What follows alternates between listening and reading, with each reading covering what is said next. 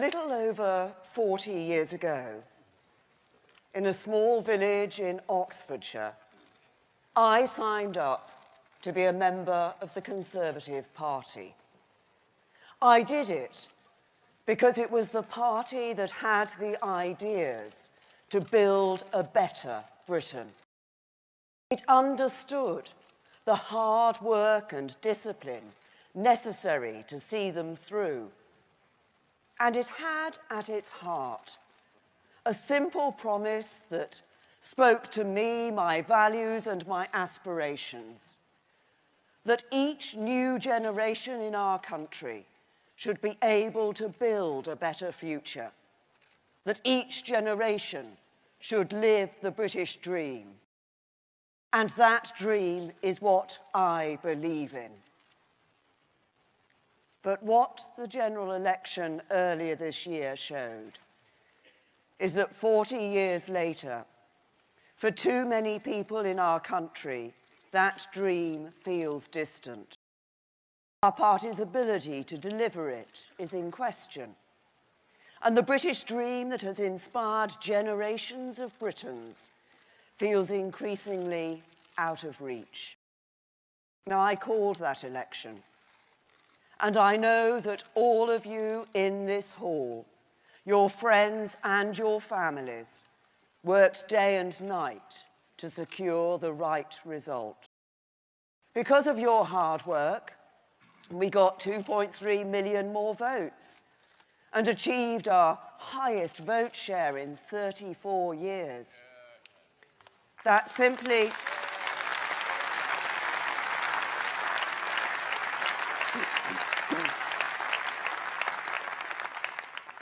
simply would not have been possible without the long days and late nights, the phone calls, the leaflet drops, the weekends and evenings spent knocking on doors. So for everything that you do, let me say thank you.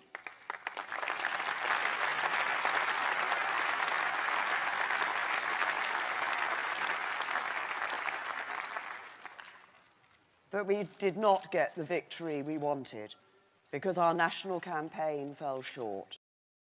It was too scripted, too presidential, and it allowed the Labour Party to paint us as the voice of continuity when the public wanted to hear a message of change. I hold my hands up for that. I take responsibility. I led the campaign. And I am sorry.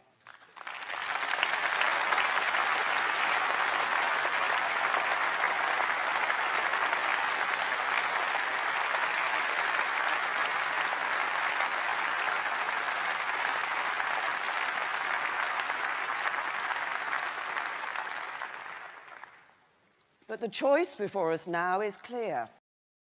Do we give up, spend our time looking back? Or do we do our duty, look to the future and give the country the government it needs? This country will judge us harshly if we get this decision wrong.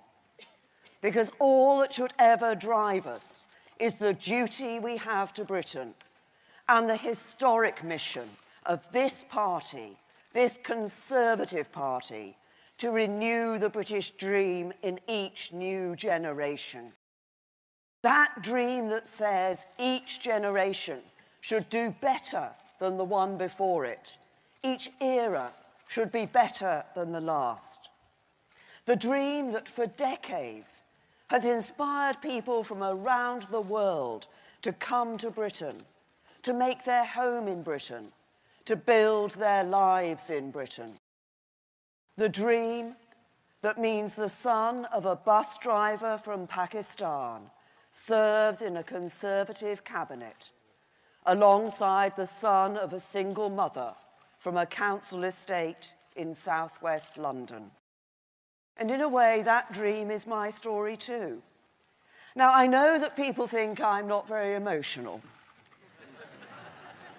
I'm not the kind of person who wears their heart on their sleeve, and I don't mind being called things like the Ice Maiden. Perhaps George Osborne did take the analogy a little too far.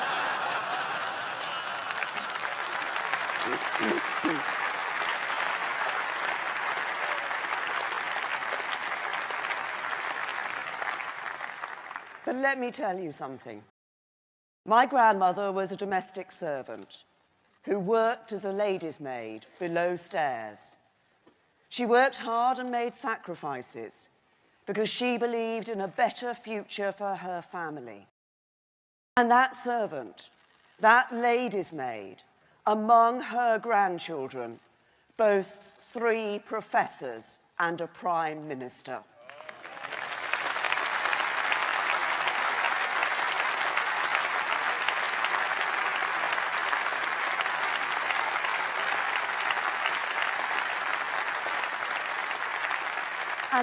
And that's why the British dream inspires me, why that dream of progress between the generations spurs me on. And it's why today at this conference, this Conservative Party must pledge to renew the British dream in this country once again. To renew that dream is my purpose in politics. My reason for being the thing that drives me on. And it's never wavered through good times and hard times. My belief that this Conservative government can renew it has always remained strong. For whenever we are tested as a nation, this party steps up to the plate. 7 years ago, our challenge was to repair the damage of Labour's Great Recession, and we did it. The deficit is down. Spending is under control. Our economy is growing again. We didn't limit ourselves to that ambition. We have achieved so much more. An income tax cut for over 30 million people. 4 million taken out of paying it at all. Employment up to a record high. Unemployment down to an historic low. Income inequality at its lowest for 30 years. More women in work than ever before. Over 11,000 more doctors in our NHS. Over 11,000 more nurses on our hospital wards. Free childcare for 3- and 4-year-olds doubled.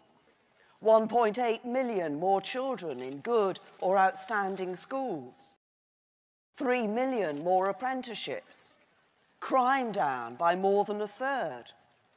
More young people from disadvantaged backgrounds going to university than at any time in the history of our country. Britain leading the world in tackling climate change, eradicating global poverty, and countering terrorism wherever it rears its head. Same-sex marriage on the statute book, so that 2 people who love each other can get married no matter what their gender. And a national living wage, giving a pay rise to the lowest earners, introduced not by the Labour Party, but by us, the Conservative Party. So let us never allow the left to pretend they have a monopoly on compassion. This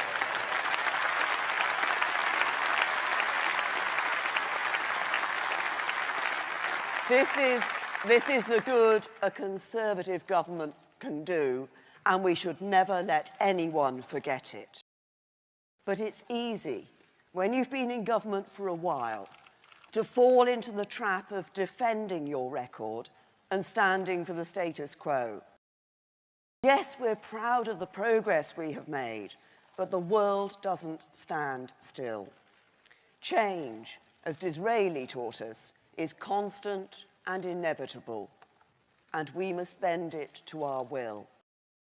That means staking out an agenda for Britain and uniting behind it too. And the agenda that I laid out on day 1 as Prime Minister still holds. It burns inside me just the same, because at its core, It's about sweeping away injustice, the barriers that mean for some the British dream is increasingly out of reach.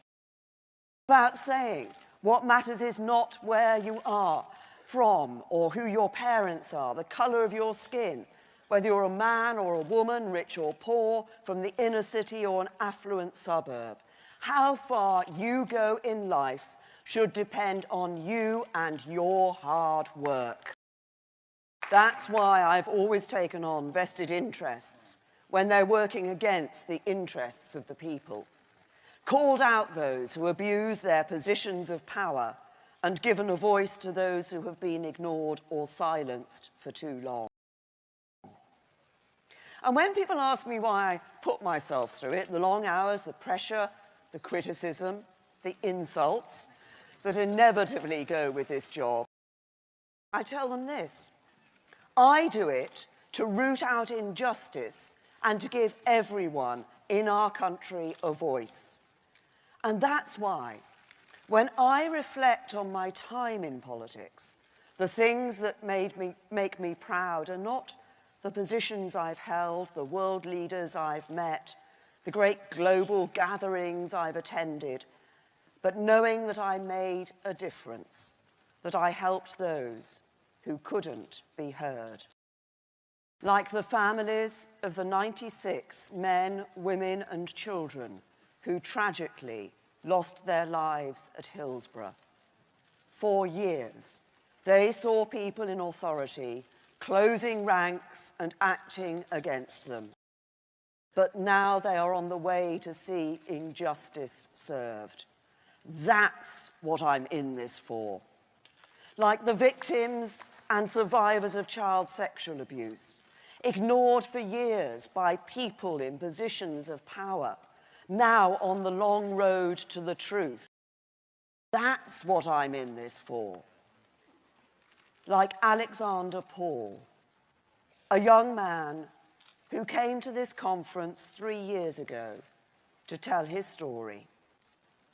The story of a young black boy growing up in modern Britain who, without causing any trouble, without doing anything wrong, found himself being stopped and searched by people in authority time and time and time again.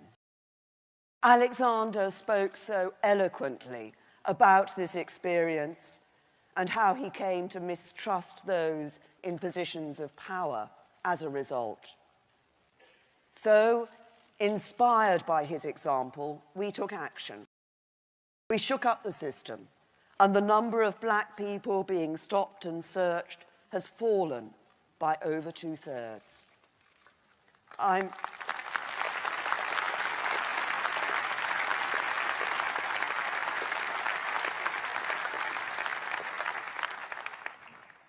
I'm sad to have to tell you that last year, Alexander, who inspired us all with his passion, was diagnosed with brain cancer. And in June of this year, he tragically passed away. He was just 21. Let us today remember the courage he showed in coming to our conference to speak out against injustice. Take pride that we gave him a platform, and inspired by his example, redouble our efforts to give a voice to the voiceless at every opportunity.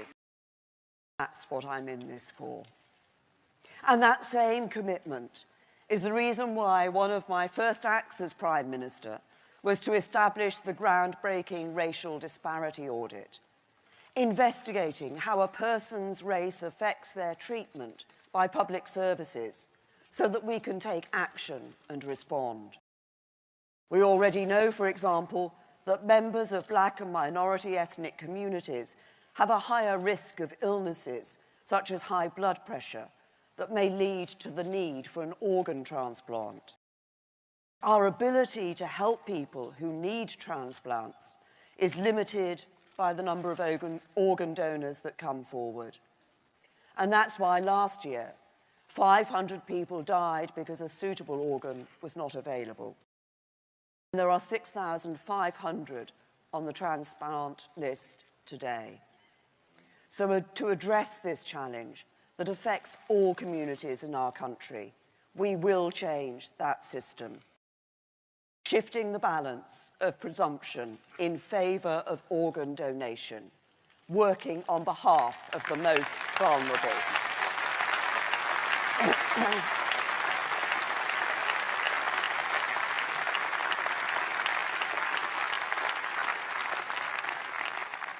That's what I'm in this for. And it's why, after seeing the unimaginable tragedy unfold at Grenfell Tower, I was determined that we should get to the truth. Because Grenfell should never have happened and should never be allowed to happen again. We must learn the lessons, understanding not just what went wrong, but why the voice of the people of Grenfell had been ignored over so many years. That's what the public inquiry will do. And where any individual or organisation is found to have acted negligently, justice must be done. That's what I'm in this for.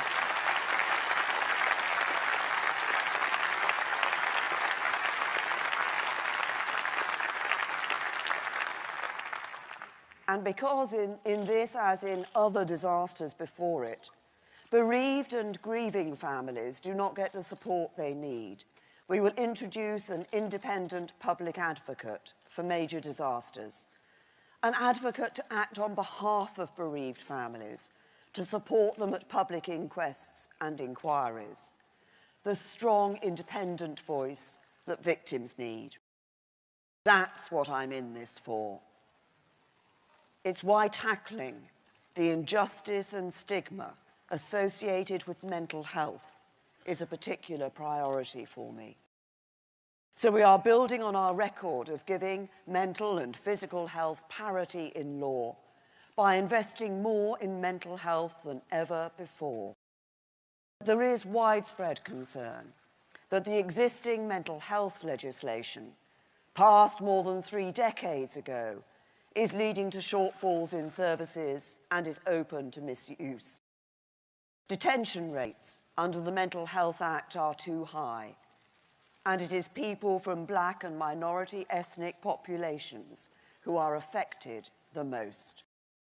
So today I can announce that I have asked Professor Sir Simon Westley to undertake an independent review of the Mental Health Act so that we can tackle the long-standing injustices of discrimination in our mental health system once and for all. That's what I'm in this for.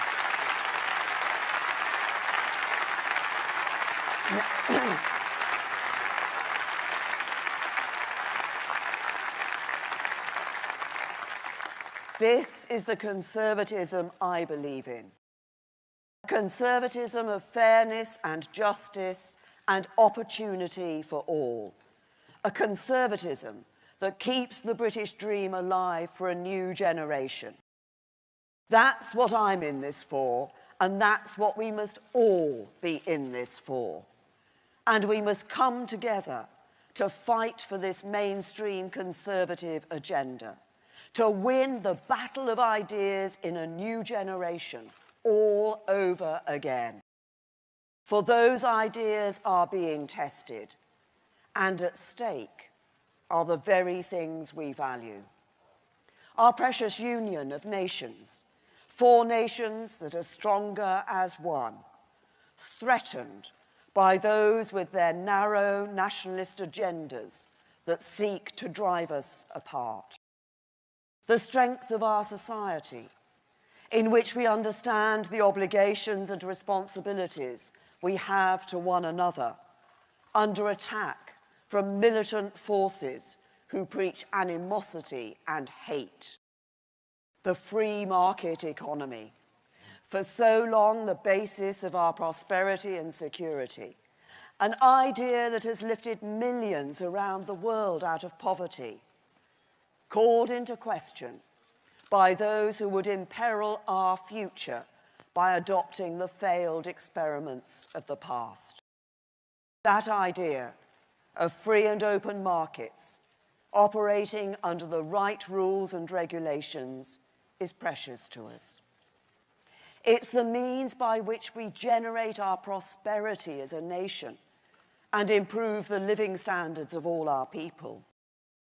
It has helped to cement Britain's influence as a force for good in the world. It has underpinned the rules-based international system that helped rebuild post-war Europe and the world beyond. It has ushered in the fall of the Berlin Wall, the end of communism and the dark days of the Iron Curtain, securing the advance of freedom across Europe and across the world. It has inspired 70 years of prosperity, raising living standards for hundreds of millions of people right across the globe. So don't try and tell me that free markets are no longer fit for purpose, that somehow they're holding people back. Don't try and tell me that the innovations they've encouraged, the advances they've brought, the mobile phone, the internet, pioneering medical treatments, the ability to travel freely across the world are worth nothing. The free market and the values of freedom, equality, rights, responsibilities, and the rule of law that lie at its heart remains the greatest agent of collective human progress ever created. So let us win this argument for a new generation and defend free and open markets with all our might. Because there has rarely been a time when the choice of futures for Britain is so stark, the difference between the parties so clear. And it's the Conservative Party that has a vision of an open, global, self-confident Britain, while our opponents flirt with a foreign policy of neutrality and prepare for a run on the ground. Some people say we've spent too much time talking about Jeremy Corbyn's past. You may not have heard me say that. So some people say we've spent too much time talking about Jeremy Corbyn's past.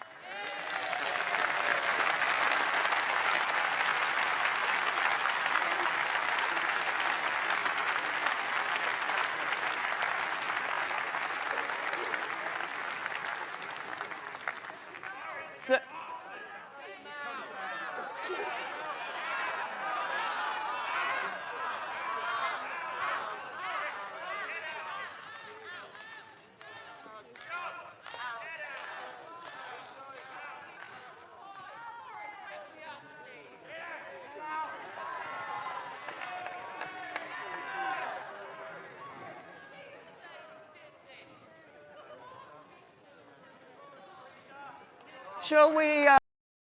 I was about to talk about somebody I'd like to give a P45 to, and that's Jeremy Corbyn.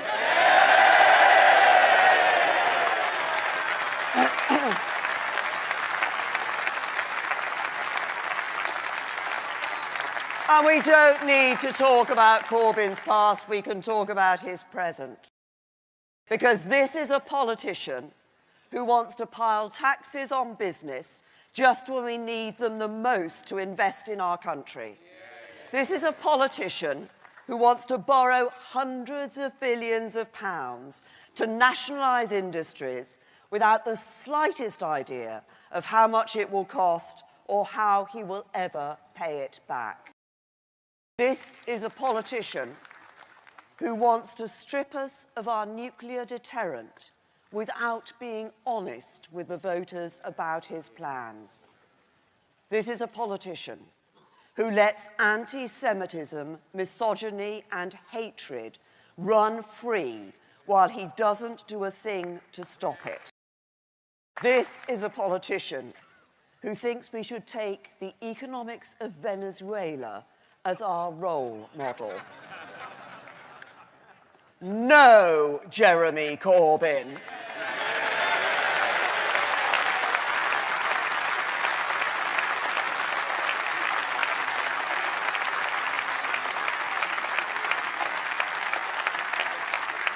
By contrast, when I look around the cabinet table, I have confidence that we have a team full of talent, drive, and compassion.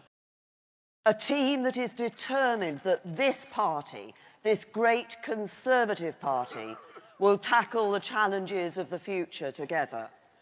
A team that is determined we will always do our duty by our country.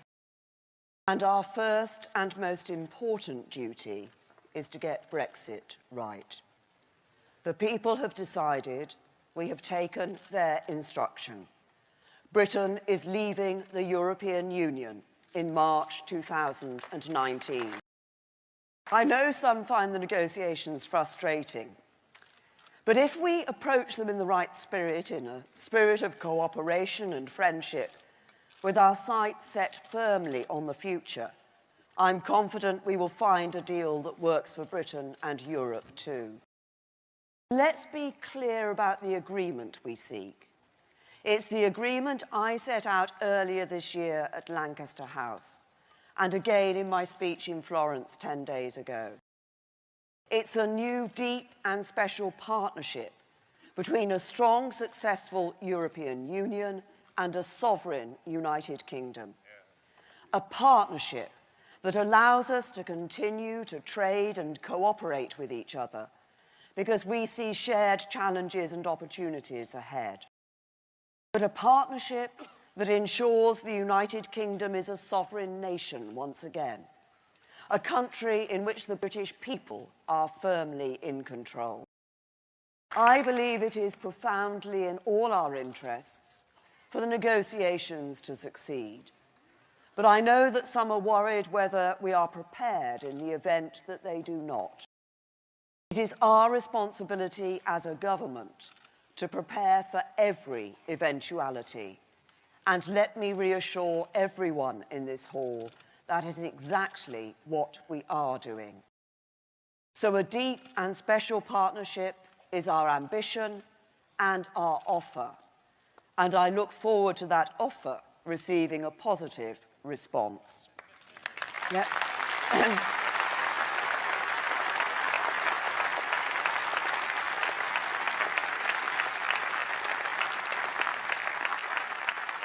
And let me say one more thing, because it cannot be said often enough. If you are a citizen of the EU who has made their life in this country, I know you will feel unsettled and nervous. But let me be clear that we value the contribution you make to the life of our country. You are welcome here. And I urge...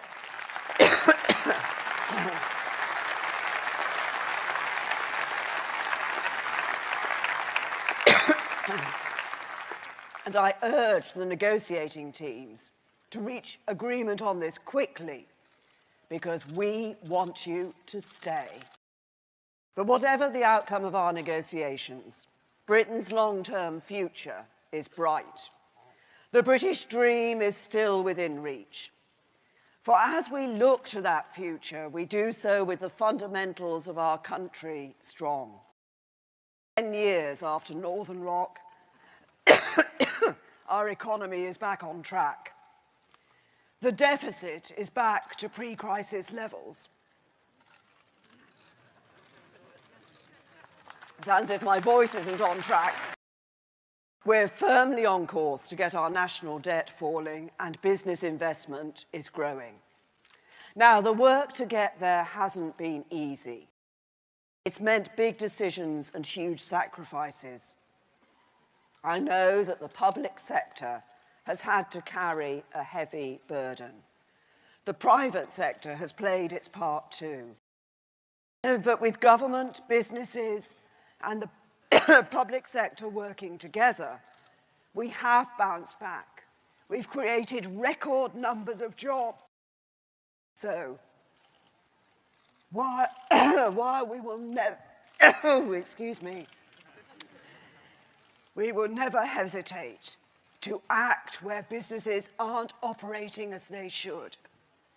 Let this party celebrate the wealth creators, the risk takers, the innovators and entrepreneurs. Thank you.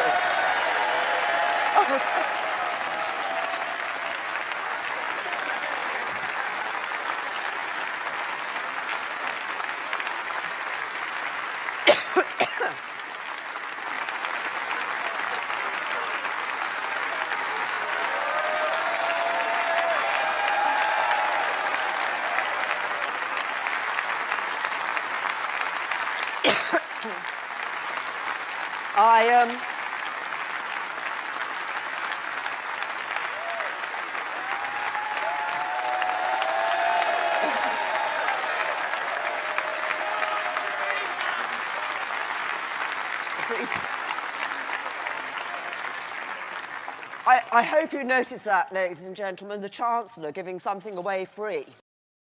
But it's right that you respond like that when I talk about the risk takers and the innovators and the entrepreneurs, because it's businesses, big and small, who generate jobs and prosperity for our country and make British business the envy of the world. Because we understand that it's the wealth creators whose taxes fuel our public services. It's their success that funds the things we want to do. And the difference between us and Labour is that we understand that to deliver the things we want, private enterprise is crucial.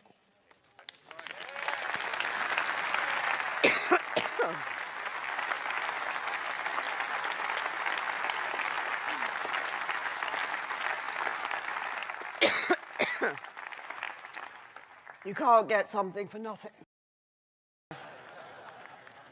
The Chancellor will probably tell me there'll be a price to pay in a minute.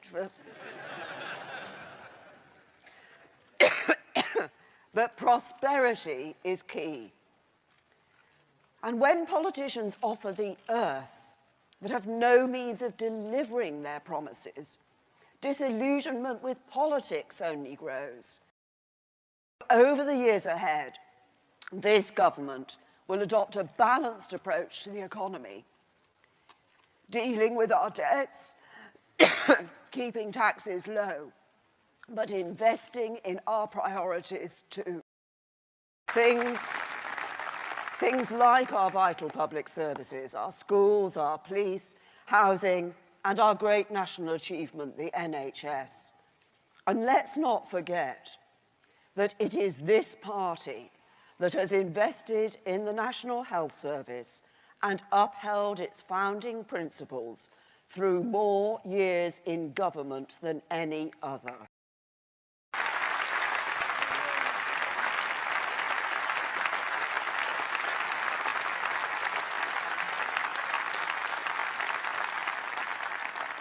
For we understand the NHS doesn't just bring us into the world, make us well if we fall ill, nurse and care for our families through their final hours. It doesn't just bear witness to moments of joy and to times of intense sorrow. It is the very essence of solidarity in our United Kingdom, an institution we value, a symbol of our commitment to each other, between young and old, those who have and those who do not, the healthy and the sick. And like most people in this hall, it's been there for me when I've needed it. I have early childhood memories of visiting my family GP. More recently, it was the NHS that diagnosed my type 1 diabetes and taught me how to manage it so I could get on with my life. And in recent months, I have seen it at its most brilliant in the world-class response shown by the doctors, nurses, and paramedics when terrorists struck London and Manchester.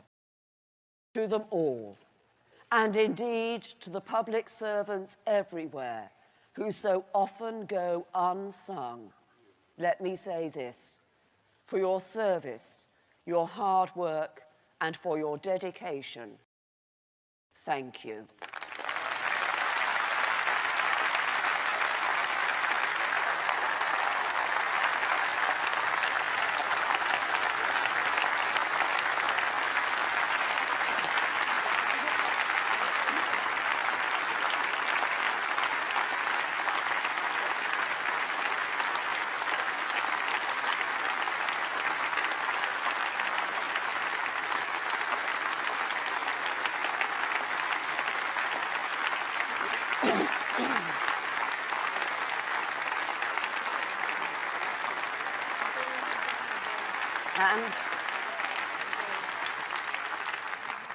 And because we believe in ensuring that a world-class NHS will be there for generations to come, we will increase funding per head for every year of this Parliament.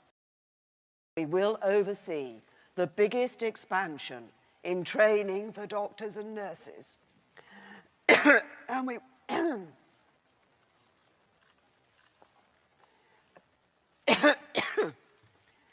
and we shows what good the Chancellor's cough suite is.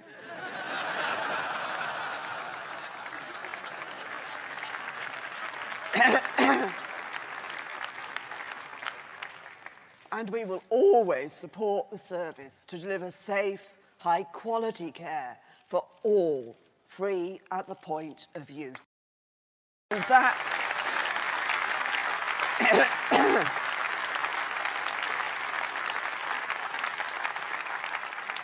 that's what our balanced approach to the economy will help us to do. So with our economic foundations strong and economic confidence restored, the time has come to focus on Britain's next big economic challenge, to foster growth that works for everyone right across our country. That means keeping taxes low, spreading prosperity to all corners of this UK, and getting out into the world to trade, export, and help our economy grow. As the world's leading advocate for free markets and free trade, we will pursue new free trade agreements with countries around the world. And as we roll out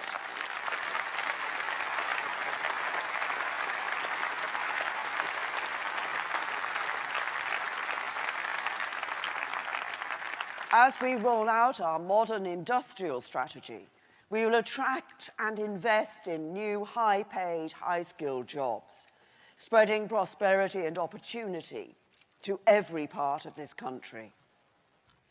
Tackling our economy's weaknesses like low levels of productivity, backing our nation's strengths, and bringing investment, jobs, and opportunities to communities that feel they have been forgotten for far too long. We'll continue to reform education and skills training so that people growing up in Britain today are ready and able to seize the opportunities ahead. Starting in our schools, those great drivers of social mobility, where our record is strong and our legacy is proud, because our reforms are working. And after years of stagnation under the last Labour government, we are turning things around. But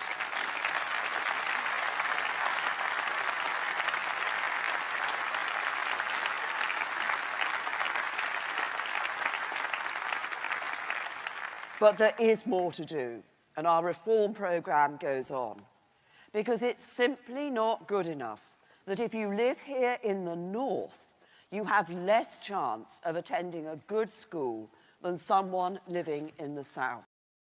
So we will extend the Free Schools programme for a new generation of young people, building 100 new free schools in every year of this Parliament. Not because our ideology says so, but because free schools work, and it's the right thing to do.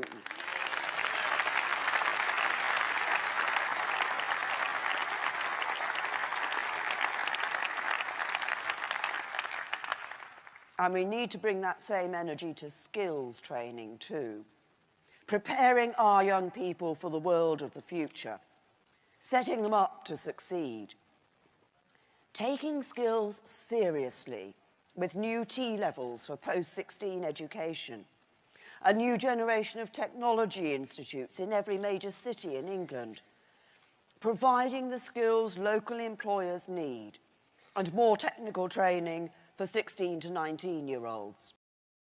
A first-class technical education system for the first time in the history of Britain.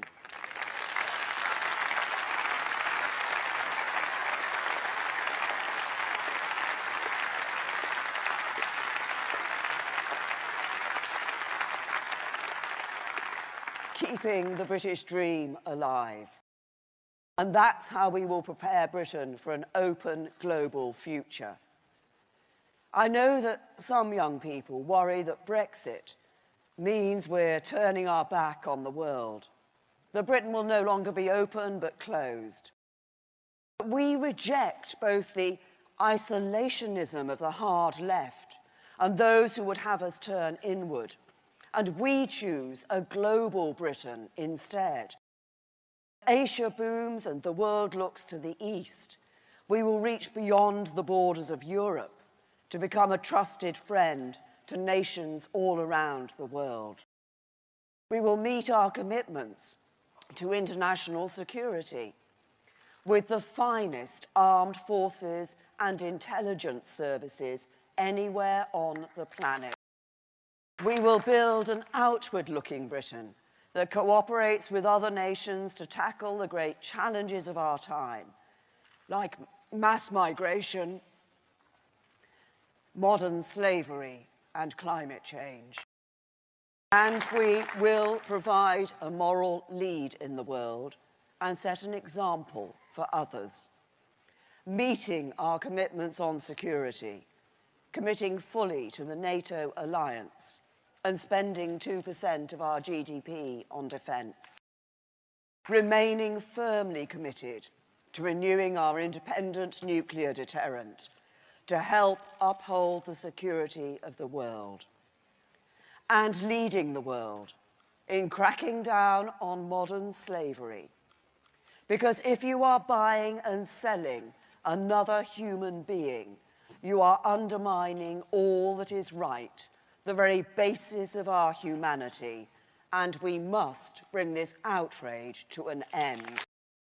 And under this government, we will continue to meet the international aid target, spending 0.7% of our GNI on international development. That's not just because it's good for Britain, but because it is the right thing to do. Today,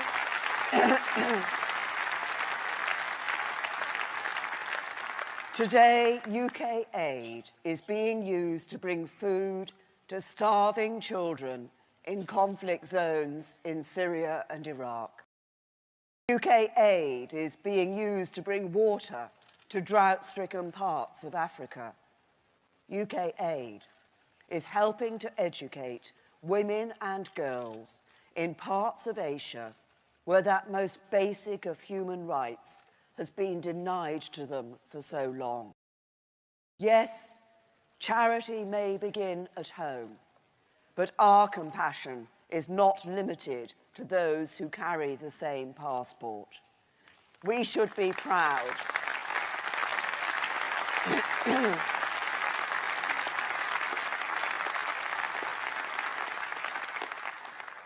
We should be proud that under a Conservative government, this country is one of the few that is meeting its duty to some of the poorest in the world. And as Prime Minister, I will ensure that's something Britain always continues to do. But let me also be clear.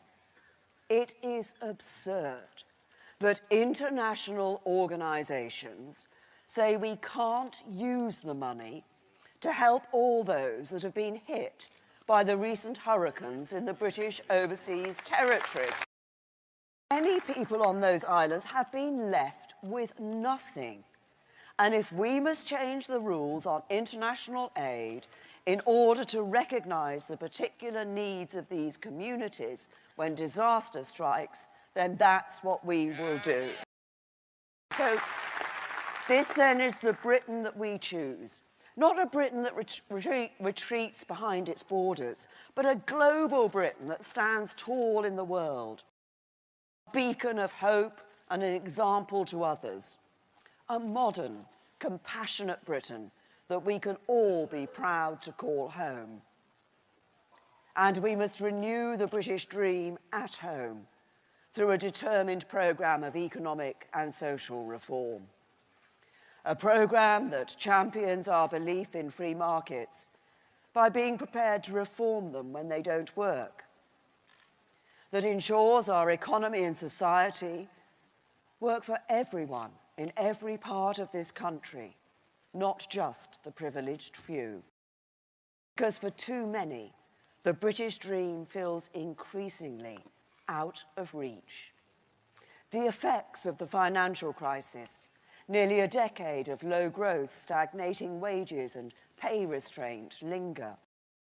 The boom in the housing market means that while some have done very well, for many, the chance of getting onto the housing ladder has become a distant dream. It's that fact, perhaps more than any other, that means for too many, the British dream is increasingly out of reach. Just over a decade ago, 59% of 25 to 34-year-olds owned their own home. Today, it is just 38%. Now, it's always been a great sadness for me and Philip that we were never blessed with children. It seems some things in life are just never meant to be. I believe in the dream that life should be better for the next generation as much as any mother, any father, any grandparent.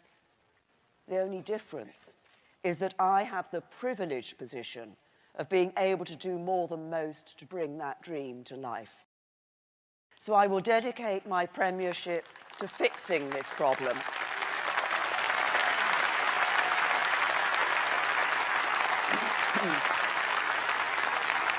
Thank you. Thank you. Dedicate it to restoring hope, to renewing the British dream for a new generation of people. And yes, that means fixing our broken housing market. For 30 or 40 years, we simply haven't built enough homes. As a result, prices have risen so much that the average home now costs almost 8 times average earnings. And that's been a disaster for young people in particular. Now, we have begun to put this right. The number of new homes being delivered each year has increased significantly since 2010. Our housing white paper set out plans to increase it further, ensuring councils release more land for housing and giving them new powers to ensure that developers actually build homes once they're given planning permission to do so. And because it will take time for greater house building to translate into more affordable house prices, we've introduced schemes like Help to Buy to support people who are struggling right now. But the election result showed us that this is not nearly enough. We've listened and we've learned. So this week, the Chancellor announced that we will help over 130,000 more families with the deposit they need to buy their own home by investing a further £10 billion in Help to Buy.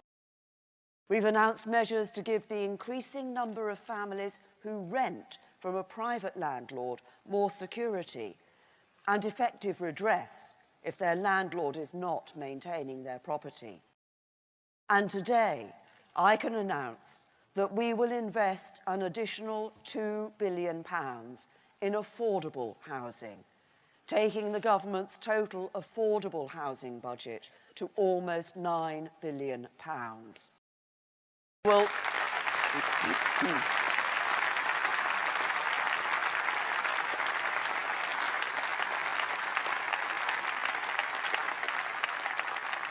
we will encourage councils as well as housing associations to bid for this money and provide certainty over future rent levels.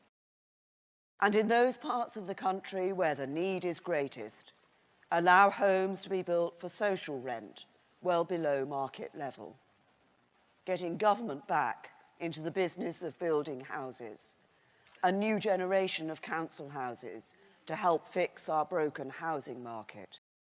So whether you're trying to buy your own home, renting privately and looking for more security, or have been waiting for years on a council list, help is on the way. It won't be quick or easy, but as Prime Minister, I'm going to make it my mission to solve this problem, and I'll take personal charge of the government's response and make the British dream a reality by reigniting home ownership in Britain once again. And let me say one more thing. I want to send the clearest possible message to our house builders. We, the government, will make sure the land is available. We'll make sure our young people have the skills you need. In return, you must do your duty to Britain and build the homes our country needs. And to renew the British dream for a new generation of young people, we must also take action on student debt. As Conservatives, we know education can be the key to unlocking the future. That's why, for more than a century, it's been Conservative education secretaries who've driven the reforms that have widened access and raised standards. And it's why we want everyone to have the opportunity to benefit from studying more after they leave school, because it's good for them and good for the country too. But today, young people take on a huge amount of debt to do so. And if we're honest, some don't know what they get from it in return. We have listened and we have learned. So we will undertake a major review of university funding and student financing. We will scrap the increase in fees that was due next year and freeze the maximum rate while the review takes place. And we will increase the amount graduates can earn before they start repaying their fees to £25,000, putting money back into the pockets of graduates with high levels of debt. But while we are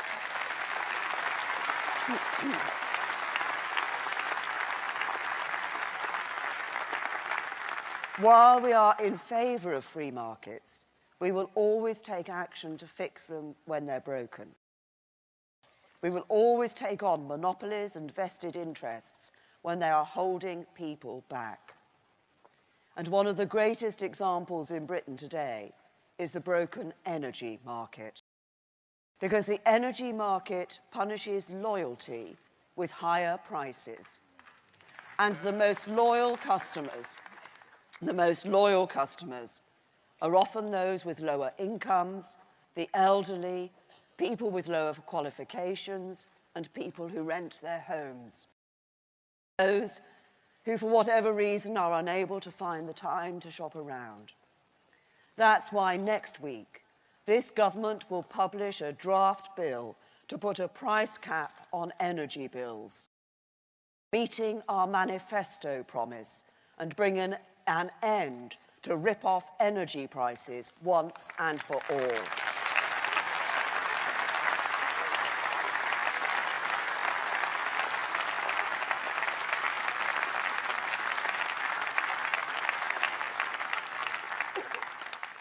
So, we have a big task before us, an agenda to follow, a duty to uphold, to renew the British dream for a new generation and bring our country together again.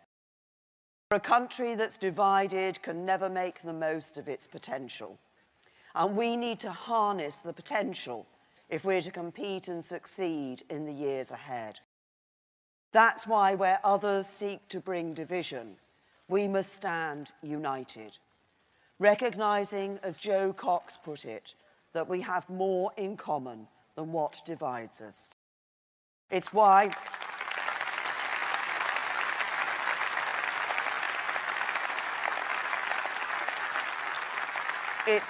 I will always be proud to call myself a unionist and proud to be the leader of the Conservative and Unionist Party too. Because that word means something special to me. It stands for this great union of nations that has so much to offer the world. And it stands for this great union of people, people from all over the world who've made their homes here and are proud to call themselves British, attracted by the strength of the British dream. Are an example to the world of how people of different colours and creeds can live side by side and we celebrate that. And as a proud unionist, I take comfort that the general election saw the threat of nationalism set back, the case for a second referendum in Scotland denied. And wasn't it a brilliant result for the Scottish Conservatives and their superb leader, Ruth Davidson?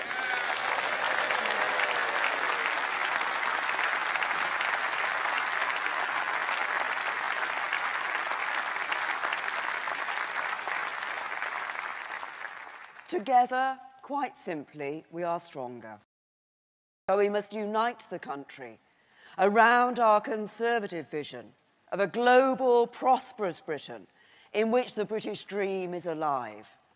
That means showing that we're determined to make a difference, to doing something, not being someone, to doing our duty by Britain again. Because people are fed up with the game playing, the name calling, the refusal to listen to the other's point of view. We can look around the world and see where this approach to politics gets us. Anger, recrimination, and polarization too. So we must, all of us, look inside. Consider how we conduct our politics in this country and find a better way. For there's a big problem in our politics when an MP from one party refuses to be friends with those of another. There's a big problem in our politics when a leading journalist from our national broadcaster has to hire bodyguards just to be able to do her job. There is a problem when one of our two great political parties is so riven with the stain of anti-Semitism that even one of its own council leaders question if they will be welcome in his city again. Let me be clear. Let me be clear. Racism, intolerance, and hatred has no place in British politics or British society. This party will never permit it. We will always stamp it out.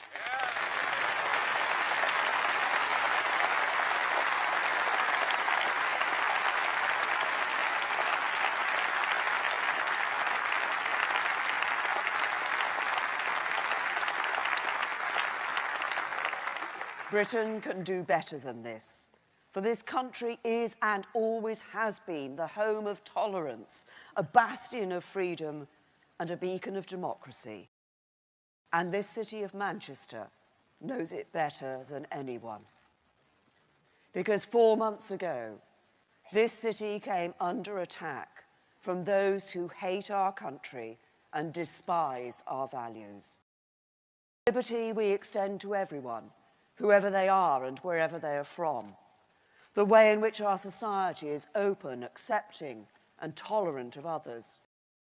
The fact that we celebrate diversity and champion difference. The way we encourage people from all backgrounds and beliefs to live their lives in freedom, to be all they want to be. And because of this hatred, they chose to take out their rage on the defenseless and vulnerable, the innocent and the young. Let us be in no doubt. The responsibility for such an outrage lies with no one other than those who planned it and those who saw it through.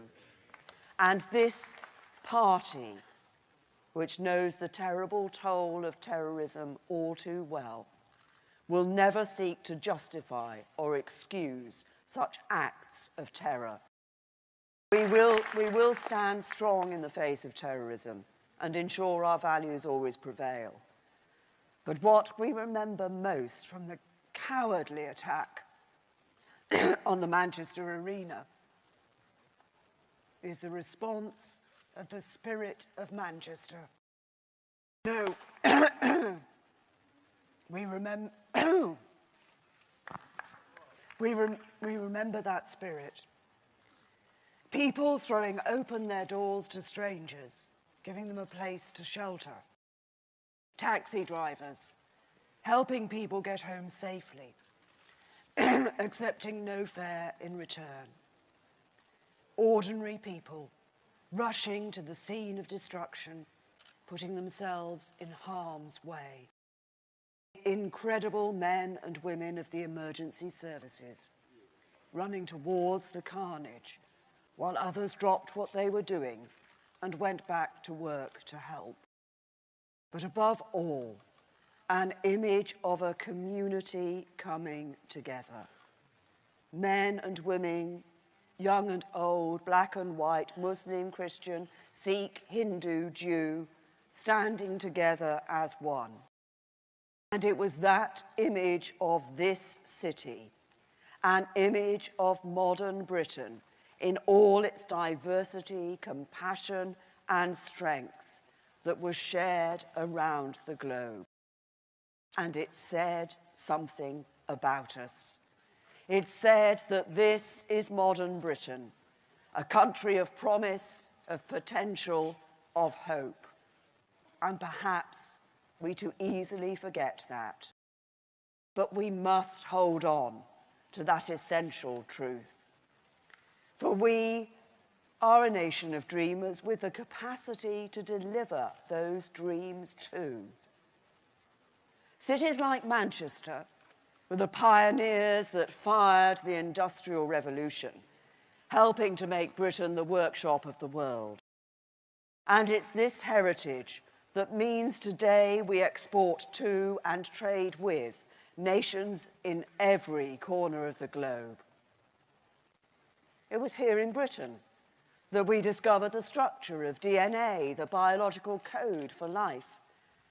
All the technologies for sequencing the human genome have been developed in this country. And today we're using the knowledge to improve human health. Back in the 1970s, it was scientists in Oxford who invented the lithium-ion battery, which powers all laptops and mobile phones. And today we continue to be pioneers in this sector, funding new battery technologies for electric cars and renewable energy. Technologies we will soon be exporting around the world. Within a few hundred yards of here, you will find the world's first passenger railway station. And a few hundred yards beyond that, a new research facility to develop the extraordinary material graphene, for which two scientists here in Manchester won the Nobel Prize. And let me say this to George Osborne. You were right to back it as part of the Northern Powerhouse, and this government will back it too. So the future...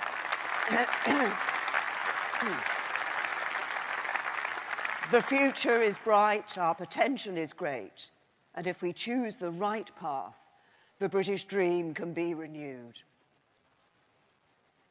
So let us do our duty by Britain. Let us shape up and give the country the government it needs. For beyond this hall, beyond the gossip pages of the newspapers and beyond the streets, corridors, and meeting rooms of Westminster, life continues. Daily lives of working people go on. Many pay little attention to great conferences and gatherings like this. They get up early and go to work. They want to know their job is going to last and that they're going to get paid a fair wage. They want to know the school their children go to is the best it can be, that they will be cared for when they fall ill, that they will have security and safety as they advance towards old age. They want to believe in the British dream, that their children will do better than themselves, that they will have the opportunity to lead happy, successful, secure lives, that they will have the chance to be all they want to be. These are the priorities that it is our duty to respond to, the priorities of working people up and down this land, and they must be our only focus. Not worrying about our job security, but theirs. Not addressing our concerns, but the issues, the problems, the challenges that concern them. Not focusing on our future, but on the future of their grandchildren and children, doing everything we can to ensure their tomorrow will be better than our today. That's what I'm in politics for, to make a difference, to change things for the better, to hand on to the next generation a country that is stronger, fairer, and more prosperous, and to renew the British dream for a new generation again.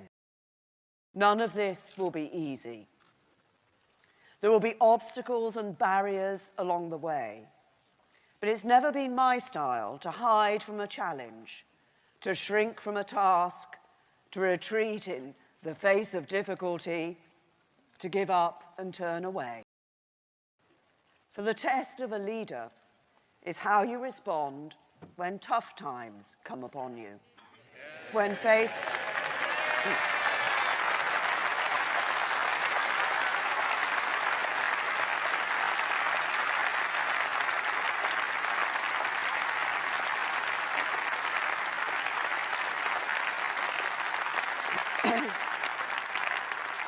When faced with challenge, if you emerge stronger. When confronted with adversity, if you find the will to pull through. And it's when tested the most that we reach deep within ourselves and find that our capacity to rise to the challenge before us may well be limitless. That is the story of our party. That is the story of our country. And that is the resolve and determination we need as we turn to face the future today. So let us go forward together, confident in our values, clear in our vision, sure in our purpose, with a rich, ambitious agenda to follow, a bold, exciting mission to pursue. Let us fulfill our duty to the British people. Let us fulfill our duty to our country. Let us fulfill our duty to Britain. And let us renew the British dream. Thank you. Please subscribe for more.